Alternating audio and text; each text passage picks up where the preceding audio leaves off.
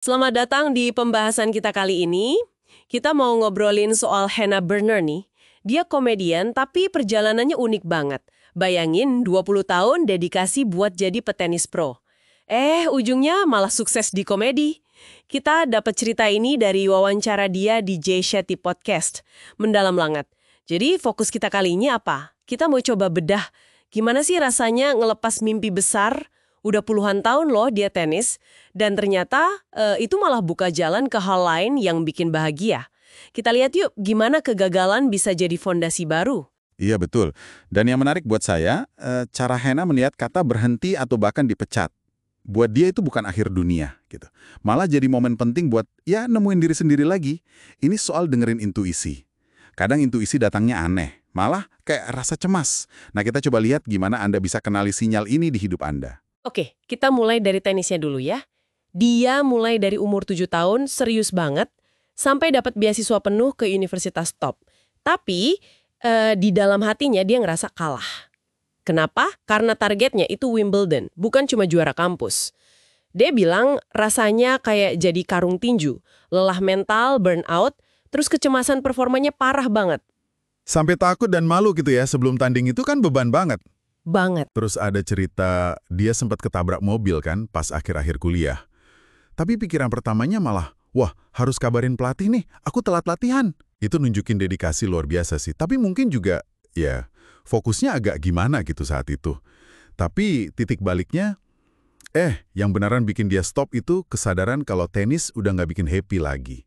Menang pun rasanya cuma lega sesaat, nggak ada puasnya. Tapi kalau kalah, wah hancur banget rasanya. Itu sinyal kuat banget kan? Kayak dia bilang, cintanya udah hilang, udah nggak ada passion di situ. Nah, setelah tenis berhenti, jalannya nggak langsung mulus kan? Dia coba produksi video. Dipecat, Terus masuk reality TV. dipecat lagi.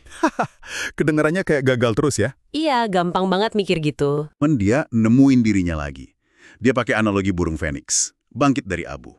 Ini nantang banget pandangan umum soal berhenti itu negatif. Buat dia, dan mungkin buat Anda juga, itu bisa jadi langkah penting menuju kejujuran diri. Proses memurnikan diri, walau mungkin sakit ya awalnya.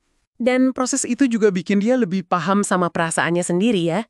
Dia cari belajar bedain, mana cemas biasa, mana intuisi. Rasa nggak nyaman atau gelisah di suatu situasi, itu seringkali sinyal dari badannya kalau ini bukan buat gue gitu. Kontrasnya kelihatan jelas banget.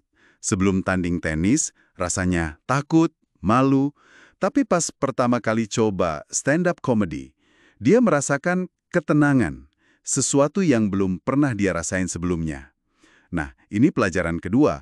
Pentingnya kita nemuin ketenangan kita. Tempat atau aktivitas di mana Anda merasa paling jadi diri sendiri, paling nyaman, paling klik.